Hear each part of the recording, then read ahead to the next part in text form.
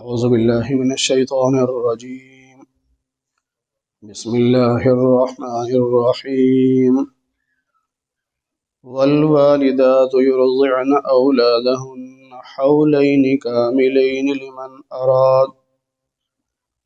أراد أن يتم الرضاعة وعلى المولود له رزقهن وكسوتهن بالمعروف لا تكلف نفس إلا وسعها صدق الله العظيم. اللهم صل على محمد وعلى آل محمد كما صليت على إبراهيم وعلى آل إبراهيم إنك حميد مجيد. اللهم بارك على محمد وعلى آل محمد كما باركت على إبراهيم وعلى آل إبراهيم إنك حميد مجيد.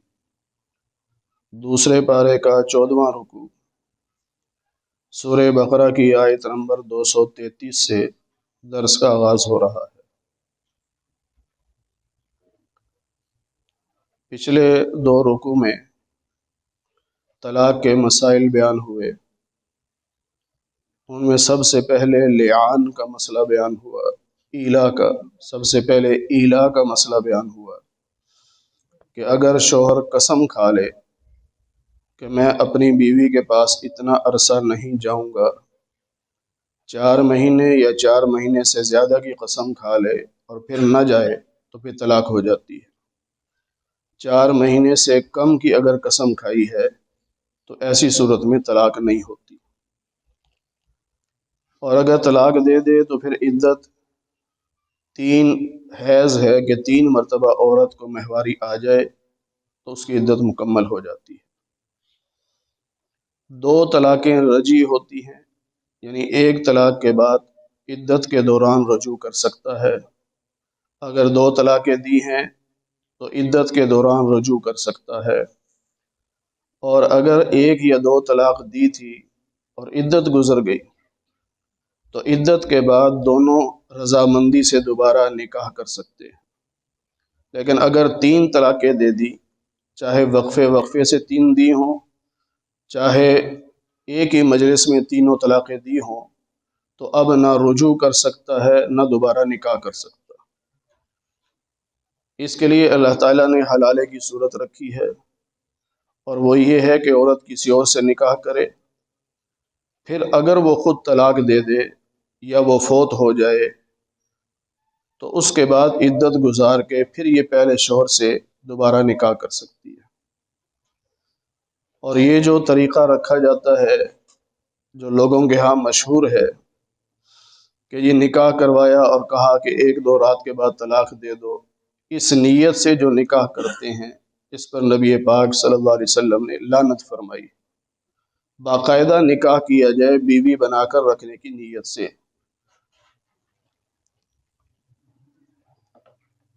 آج جو مسائل بیان ہوں گے ان میں سب سے پہلا مسئلہ یہ ہے کہ والدہ جو ہوتی ہے وہ اپنی اولاد کو دودھ پلائے گی زیادہ سے زیادہ 2 سال، یعنی اگر وہ مکمل دودھ پلانا چاہتی ہے تو 2 سال کی مدت ہے، اس سے زیادہ دودھ نہیں پلا سکتی۔ امام ابو حنیفہ رحمۃ اللہ علیہ نے قرآن کریم کی بعض دوسری آیات کی روشنی میں یہ بیان فرمایا کہ اگر کوئی مجبوری ہو، مثلا بچہ بیمار ہے، کسی اور کا دودھ پی ہی نہیں رہا، نہ کوئی اور چیز کھاتا ہے، اگر 2 سال پورے ہونے کے بعد دودھ چھڑاتے ہیں تو اس کے مرنے کا خطرہ ہے، تو ایسی صورت میں 2.5 سال تک دودھ پلایا جا سکتا ہے۔ اور دوسرا انہوں نے یہ فرمایا کہ اگر 2.5 سال تک کسی نے دودھ پلا دیا تو اس سے حرمت رضاعت ثابت ہو جائے گی، یہ احتیاط ہے، وگرنہ مسئلہ ان کا بھی یہی ہے کہ 2 سال تک دودھ پلایا جائے، اس سے زیادہ نہ پلایا جائے۔ وَعَلَى الْمَوْلُودِ لَهُ رِزْقُهُنَّ وَكِسْوَتُهُنَّ بِالْمَعْرُوفِ، جب عورت دودھ پلا رہی ہوگی تو باپ کے ذمے ہوگا اس عورت کا لباس بھی اور کھانا پینا بھی، یعنی اس کا جو خرچہ ہوگا وہ بچے کا جو باپ ہے اس کے ذمے ہے۔ اگر تو ماں دودھ پلا رہی ہے تو وہ مطالبہ نہیں کر سکتی کہ مجھے خرچہ دو. کیوں؟ اس کا بھی تو بیٹا ہے، اس کا بھی تو بچہ ہے. بعض مرتبہ ایسے ہوتا ہے کہ ماں کا دودھ بچہ نہیں پی رہا، کسی اور سے پلوایا جا رہا ہے، تو ایسی صورت میں جب تک وہ دودھ پلا رہی ہے اس کا کھانا پینا اور اس کا لباس اس باپ کی ذمہ داری ہوگی. لا تکلف نفس الا وسعها، اللہ تعالیٰ کسی کو اس کی ہمت سے زیادہ تکلیف نہیں دیتے، اس لیے اللہ کوئی ایسا حکم نہیں دیتا جو انسان کے لیے تکلیف دہ ہو، اس کے بس سے باہر ہو. مثلا عورت بیمار ہے، نہیں دودھ پلا سکتی، اب زبردستی تو نہیں ہے کہ اسی سے دودھ پلوایا جائے، اللہ نے اجازت دی ہے، کوئی اور انتظام کر لو. لا تضار والدۃ بولدها، بچے کی وجہ سے ماں کو تکلیف نہ دو اور بچے کی وجہ سے اس کے باپ کو بھی تکلیف نہ دو. یعنی ماں کو مجبور کرنا کہ تو نے ہی دودھ پلانا ہے، جتنی مرضی بیمار ہو، جتنی مرضی تکلیف ہو، یہ غلط ہے. اور یا باپ کو مجبور کرنا کہ عورت ہے پلا سکتی ہے دودھ لیکن نہیں پلا رہی، صرف تنگ کر رہی ہے اپنے شوہر کو، تو یہ ٹھیک نہیں ہے. وعلی الوارث مثل ذلک، اگر باپ فوت ہو جائے، بچہ ہے ابھی دودھ پی رہا ہے اور باپ فوت ہو گیا، تو اب اس کا خرچہ کون اٹھائے گا؟ تو اللہ فرماتے ہیں کہ جو وارث بنیں گے اس بچے کے، اس بچے کا جو وارث بنے گا وہ اپنے حصے کے مطابق اس کا خرچہ اٹھائیں گے. جتنی ان کو وراثت ملے گی اس حساب سے خرچے میں وہ شریک ہوں گے. اور اگر یہ 2 سال سے پہلے آپس میں رضامندی کے ساتھ دودھ چھڑانا چاہیں تو کوئی گناہ نہیں ہے. یعنی لازمی نہیں کہ 2 سال پلانا ہے. بعض مرتبہ کوئی ایسے عوارض پیش آ جاتے ہیں کہ ڈاکٹر بھی کہتے ہیں کہ اب دودھ نہ پلاؤ، یا آپس میں کوئی مشورہ کر لیتے ہیں کہ بیوی کی طبیعت ٹھیک نہیں رہ رہی تو چلو بس سال ہو گیا ہے اب آگے نہیں پلاتے دودھ. تو ماں اور باپ دونوں اگر مشورے سے 2 سال سے پہلے دودھ چھڑانا چاہیں تو اس پہ کوئی گناہ نہیں ہے.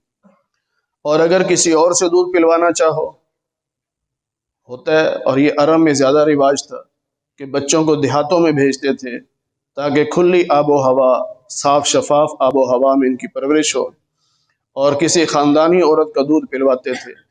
تو اگر کسی اور کا دودھ پلوانا ہو تو تب بھی کوئی گناہ نہیں ہے، لیکن شرط یہ ہے کہ جو اس سے معاملہ طے ہوا ہے اس معاملے کے مطابق اس کو معاوضہ دیا جائے. یہ نہیں ہے کہ دودھ پلا لیا ہے معاوضہ نہیں دیا تو یہ تو گناہ ہوگا. جو بھی اس سے معاملہ طے ہوا وہ معاوضہ اس کو دیں اور پھر دودھ پلا لیں. واتقوا اللہ، اللہ سے ڈرا کرو اور اس بات کو جان لو کہ اللہ تعالیٰ تمہارے اعمال کو دیکھ رہا ہے. والذین یتوفون منکم، اگر تم میں سے کوئی مرد فوت ہو جائے اور اس کی بیویاں ہوں تو پھر اب عدت جو ہے وہ 4 مہینے 10 دن ہے.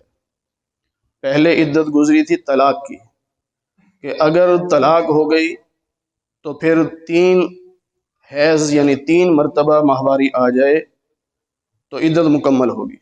لیکن اگر بیوہ ہو گئی ہے تو اب 3 مہینے عدت نہیں بلکہ 4 مہینے 10 دن عدت ہے. اور اگر ایسی صورت ہو کہ حاملہ ہے، بچہ ہے پیٹ میں اور شوہر نے طلاق دے دی، تو جو ہی بچہ پیدا ہوگا تو عدت ختم ہو جائے گی، چاہے وہ 1-2 دن کے بعد بچہ پیدا ہو جائے، چاہے وہ 9 مہینے بعد پیدا ہو. جب بھی بچہ پیدا ہوگا فوراً عدت ختم ہو جائے گی. عوام میں یہ غلط مسئلہ مشہور ہے کہ جی حاملہ ہو تو طلاق نہیں ہوتی، بچہ پیٹ میں ہو تو طلاق نہیں ہوتی. یہ غلط مسئلہ مشہور ہے، طلاق ہو جاتی ہے. 28واں پارہ سورہ طلاق کے اندر یہ مسئلہ موجود ہے. ایک صحابی کا واقعہ لکھا ہے کہ ان کی بیوی ان سے خوش نہیں تھی، وہ طلاق لینا چاہتی تھی، وہ دینا نہیں چاہتے تھے. تو بیوی نے پھر ایسے موقع کی تلاش میں تھی کہ مجھے طلاق ہو جائے اور یہ رجوع بھی نہ کر سکے. تو شوہر کو پتہ نہیں تھا کہ میری بیوی حاملہ ہے، انہیں چھپائے رکھا، بتایا نہیں. ایک دن بہت اچھے کھانے شانے پکا کے ان صحابی رسول کے سامنے پیش کیے تو بڑے خوش ہوئے. تو کہنے لگے مانگ کیا مانگتی ہے؟ تو اسے کہا طلاق چاہیے. اب یہ پریشان لیکن انہوں نے سوچا کہ چلو ایک طلاق دیتا ہوں، رجوع کا حق ہے تو ایک طلاق دے کے اسے خوش کر دیتا ہوں، بعد میں رجوع کر لوں گا۔ انہوں نے ایک طلاق دے دی، اگلے دن بچہ پیدا ہو گیا۔ اب وہ اپنے گھر جا رہی ہے تو ان کا کدھر جا رہی ہو؟ ان کا میری عدت بھی ختم ہو گئی، میں جا رہی ہوں۔ وہ حیران، یہ کیسے؟ ان کا جاؤ اللہ کے نبی سے پوچھ لو۔ بچہ پیدا ہوتے ہی عدت ختم۔ اب وہ اس انتظار میں تھی کہ یہ طلاق دے، بچہ پیدا ہو، عدت ہی ختم ہو جائے۔ تو یہ مسئلہ یاد رکھنا چاہیے۔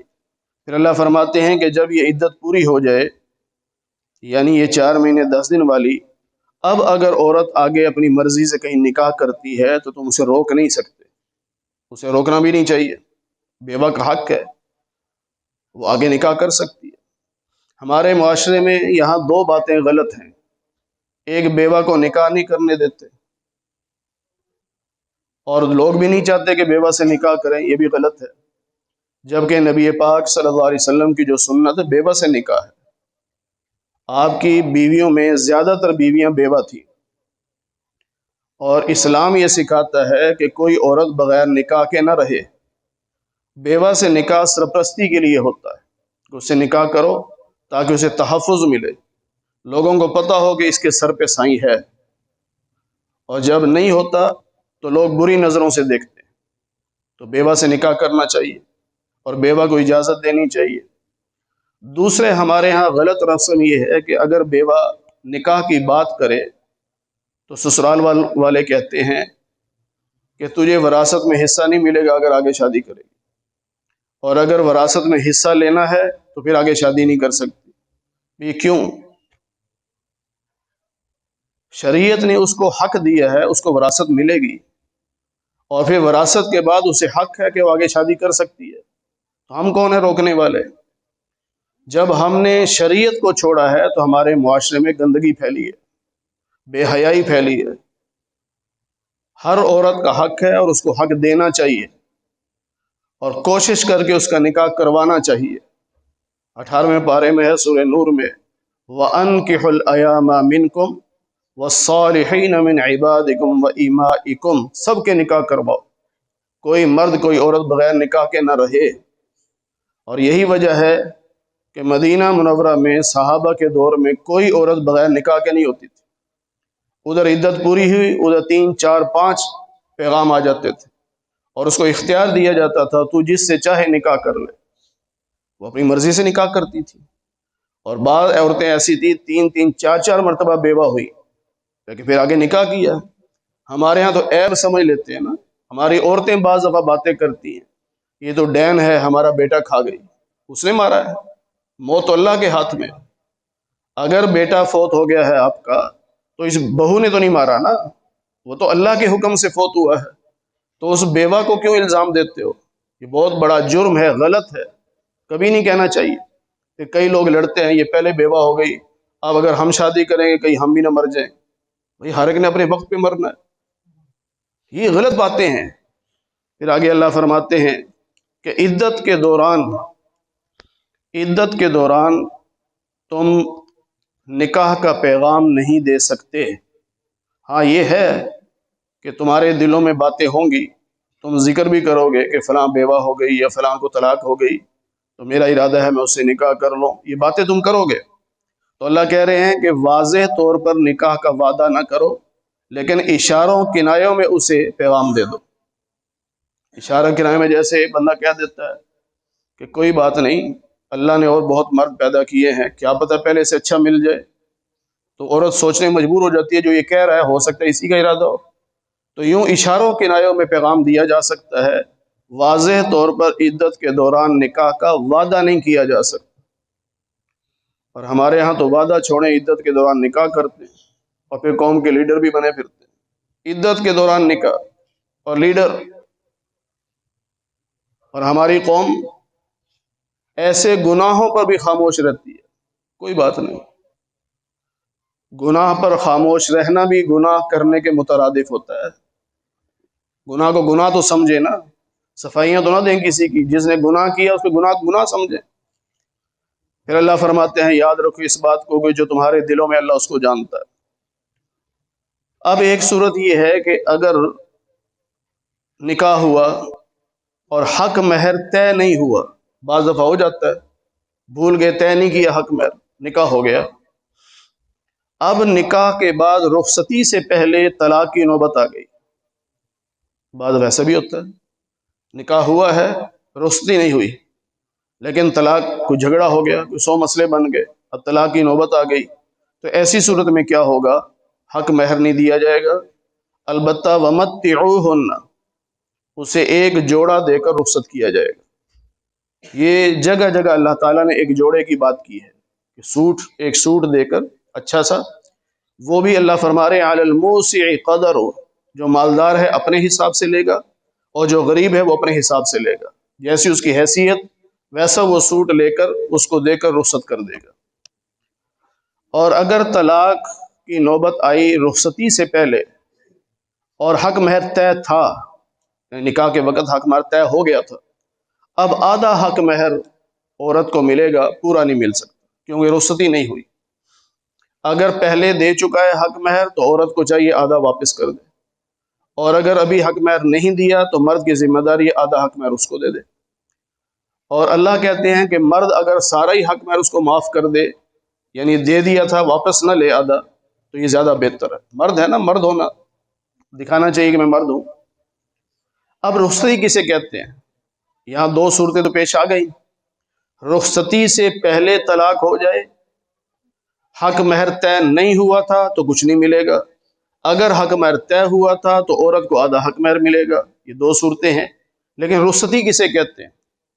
ہمارے ہاں عموماً یہی سمجھا جاتا ہے نا کہ باقاعدہ بارات آئے اور لڑکی کو لے جائے تو یہ رخصتی ہے، نہیں، شریعت اسے رخصتی نہیں کہتی، شریعت کہتی ہے کہ خلوت صحیحہ حاصل ہو جائے، خلوت صحیحہ، خلوت صحیحہ اسے کہتے ہیں کہ میاں بیوی تنہائی میں اتنی دیر مل لیے جتنی دیر میں ہم بستری کی جا سکتی ہے، ایک کمرہ تھا جس کو باقاعدہ کنڈی لگ سکتی تھی، اوپر چھت موجود تھی، ایسی جگہ پر وہ ملے ہیں اتنی دیر جتنی دیر میں ہم بستری ہو سکتی ہے، اب شریعت کہتی ہے کہ رخصتی ہو گئی۔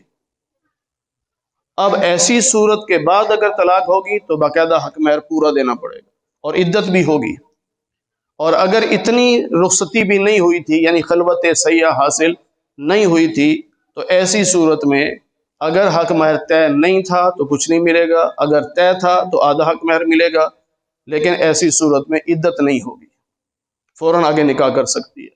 لیکن اگر خلوت صحیحہ حاصل ہوئی تھی تو پھر عدت بھی گزارنی پڑے گی۔ پھر اللہ فرماتے ہیں حافظوا علی الصلوات، نمازوں کی پابندی کرو، یعنی یہ مسائل تو ضروریات کی حد تک ہے نا، یہ نہیں ہے کہ زندگی کا مقصد ہی یہی ہے کہ شادیاں کرو، طلاقیں دو، شادیاں کرو، تو یہ مقصد نہیں، یہ ضرورت ہے، اس لیے اللہ نے مسائل بیان فرما دیے تاکہ کہیں غلط راستے پہ نہ چل پڑو۔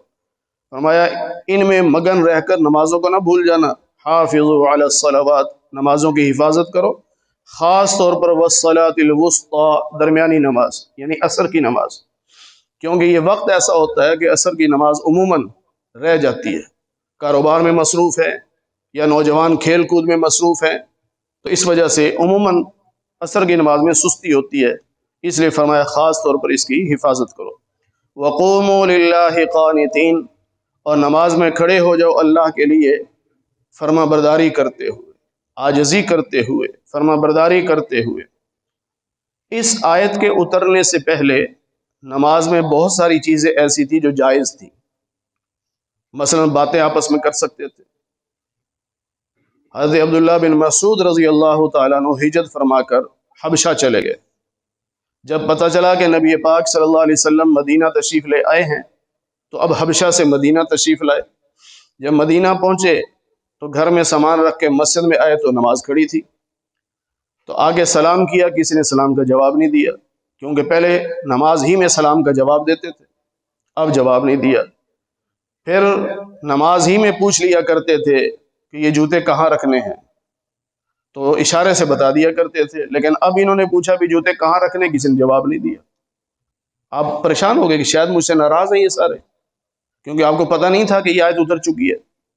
پھر نماز ہی میں پہلے یہ پوچھا جاتا تھا کتنی رکعتیں ہوگی، مثلا عصر کی نماز میں پہنچے تو آنے والے نے ساتھ والے سے پوچھا کتنی رکعتیں ہو گئی، اس نے بتایا اب 2 ہو گئی۔ اب یہ 2 پہلے پڑھتے، پھر امام کے ساتھ تیسری میں شریک ہوتے، لیکن جب یہ آیت اتر آئی اب کوئی بات نہیں کر سکتے۔ تو عبداللہ بن مسعود رضی اللہ عنہ جب پریشان تھے تو بعد میں پھر نبی علیہ السلام نے بتایا کہ یہ آیت اتری ہے وَقُومُوا لِلَّهِ قَانِتِينَ، اب نماز میں سلام نہیں کر سکتے، سلام کا جواب نہیں دے سکتے، کوئی ایسی بات نہیں کر سکتے جو نماز سے خارج ہو۔ باہر کا ایک بندہ ہے، اس کو چھینک آ گئی، کہتا ہے الحمدللہ، اب نماز میں جو موجود ہے وہ نہیں کہہ سکتا یرحمک اللہ، اگر اس نے کہا اس کی نماز ٹوٹ جائے گی۔ اسی طرح نماز کھڑی ہے، پیچھے کوئی اور مقتدی ابھی نماز کی نیت نہیں باندھی اور اسے پتہ چلا امام صاحب غلطی کر رہے ہیں تلاوت میں، اس نے بغیر نیت باندھے لقمہ دے دیا کہ یہ آیت غلط پڑھ رہا ہے، جو اسے صحیح پڑھ دی، امام نے اس کی سن کے آیت صحیح کر لی تو نماز ٹوٹ گئی۔ کیوں؟ مقتدی لقمہ دے سکتا ہے، جو نماز میں شامل نہیں وہ لقمہ نہیں دے سکتا۔ اگر وہ لقمہ دے گا اور امام لے لے گا تو امام کی نماز ٹوٹ گئی، سب کی نماز ٹوٹ گئی۔ تو یہ جو مسائل تھے جو پہلے ہوا کرتے تھے وہ سارے ختم ہو گئے، اور آج بھی بعض لوگ انہی مسائل کو لے کے بیٹھے ہوتے ہیں۔ ابھی بھی بعض لوگ آگے زور سے مسجد میں سلام کرتے ہیں، یہ غلط ہے۔ کوئی ذکر کر رہا ہوگا، کوئی تسبیحات کر رہا ہوگا، کوئی سنتیں پڑھ رہا ہوگا، زور سے سلام نہیں کرنا چاہیے۔ آ کے بیٹھ جائیں، قریب والا اگر آپ کی طرف متوجہ ہے تو سلام کر لیں، ورنہ بعد میں سلام کریں، باہر نکل کے سلام کریں، لیکن مسجد میں یہ ٹھیک نہیں ہے۔ لیکن آج کل رواج بنا لیا ہے، حدیثیں وہ پہلے والی پیش کرتے ہیں کہ دیکھو جی پہلے سلام کرتے تھے، حدیث میں ہے۔ جوتوں کا بھی بتا دیتے تھے کہ فلاں جگہ رکھ لو، رکعتیں ہی بتا دیتے تھے اتنی ہو گئی ہیں، رفع دین بھی کرتے تھے۔ بھئی یہ سارے پہلے کے مسائل ہیں، بعد کے مسائل نہیں ہیں۔ بعد میں وَقُومُوا لِلَّهِ قَانِتِينَ، بس اب خاموشی سے نماز پڑھنی ہے۔ اب آ کے شریک ہو جاؤ نماز میں، خود پتہ چل جائے گا کہ میں نے امام کے ساتھ کتنی رکعتیں پڑھی ہیں، کتنی رہ گئی ہیں۔ جو رہ گئی ہیں وہ سلام کے بعد پوری کرنی۔ اللہ فرماتا ہے فَإِنْ خِفْتُمْ، اگر دشمن کا ڈر ہو تو فَرِجَالًا، پھر کھڑے کھڑے نماز پڑھ لو۔ بعض دفعہ حالت جنگ ہوتی ہے کہ اس میں اگر باضابطہ نماز پڑھیں گے تو خطرہ ہے کوئی تیر آئے، کوئی حملہ ہو جائے، تو کھڑے کھڑے اشارے سے نماز پڑھنی۔ رکوع تھوڑا سا کم جھکنا ہے، سجدے میں تھوڑا سا اس سے زیادہ جھکنا ہے، بس کھڑے کھڑے اشارے سے۔ اور اگر اتنی بھی فرصت نہ ملے کہ اشارے سے نماز نہیں پڑھ سکتے تو پھر نماز قضا کر دینی ہوگی، جب جنگ بند ہوگی پھر بعد میں قضا کرنی۔ جس طرح نبی پاک صلی اللہ علیہ وسلم خندق کھودتے وقت اتنے مصروف ہوئے کہ 3 نمازیں قضا ہو گئیں، 3 نمازیں قضا ہوئیں، پھر چوتھی نماز عشاء کے ساتھ آپ نے 3 نمازیں قضا کر کے باجماعت پڑھی ہیں۔ پھر اللہ فرماتے ہیں کہ یا سواری پہ سوار بھی پڑھ سکتے ہیں، گھوڑے پہ سوار ہیں، کسی چیز پہ سوار ہے تو تب بھی اشارے سے پڑھی جا سکتی ہے۔ فَإِذَا أَمِنْتُمْ، اور جب خوف ختم ہو گیا، امن سکون میں آ گئے، اب ویسے ہی نماز پڑھنی ہے جیسے سکھائی گئی ہے۔ اور تم میں سے اگر کوئی فوت ہو جائے اور بیوی موجود ہو تو وہ وصیت کرے اپنی بیوی کے بارے میں کہ اس کی عدت 1 سال ہوگی۔ یہ آیت پہلے کی ہے، پہلے عدت 1 سال ہوا کرتی تھی، اب عدت 1 سال نہیں ہے، اب عدت 4 مہینے 10 دن ہے۔ اب بندہ کہے جی قرآن میں نے پڑھا ہے، بھئی قرآن میں پڑھا ہے لیکن یہ حکم منسوخ ہو گیا ہے، آیت موجود ہے، تلاوت کریں گے، لیکن 1 سال والی عدت پر عمل نہیں ہوگا، کیونکہ اس کے بعد جو آیت اتری ہے اس میں 4 مہینے 10 دن کا حکم ہے۔ پھر اللہ فرماتے ہیں کہ وَلِلْمُطَلَّقَاتِ مَتَاعٌ بِالْمَعْرُوفِ، جس صورت میں بھی طلاق دے دی جائے تو اسے رخصت کرتے وقت اچھے طریقے سے رخصت کرو، یعنی ایک اچھا سوٹ اس کو دو۔ حقاً علی المتقین، یہ متقی لوگوں کی ذمہ داری ہے۔ یوں اللہ تعالیٰ تمہارے لیے اپنے احکام بیان کرتا ہے تاکہ تم عقل سے کام لو۔ اللہ تعالیٰ ہمیں قرآن کریم کی صحیح سمجھ نصیب فرمائے۔ الحمدللہ رب العالمین والعاقبۃ للمتقین والصلاة والسلام علی سید الانبیاء والمرسلین وعلی آلہ واصحابہ اجمعین۔ اے اللہ ہم سب کے صغیرہ کبیرہ گناہوں کا معاف فرما۔ اے اللہ درس قرآن کو اپنی بارگاہ میں قبول فرما۔ اے اللہ بیماروں کو صحت کاملہ نصیب فرما، بے روزگاروں کو حلال رزق نصیب فرما، حرام کے لقمے سے ہماری حفاظت فرما۔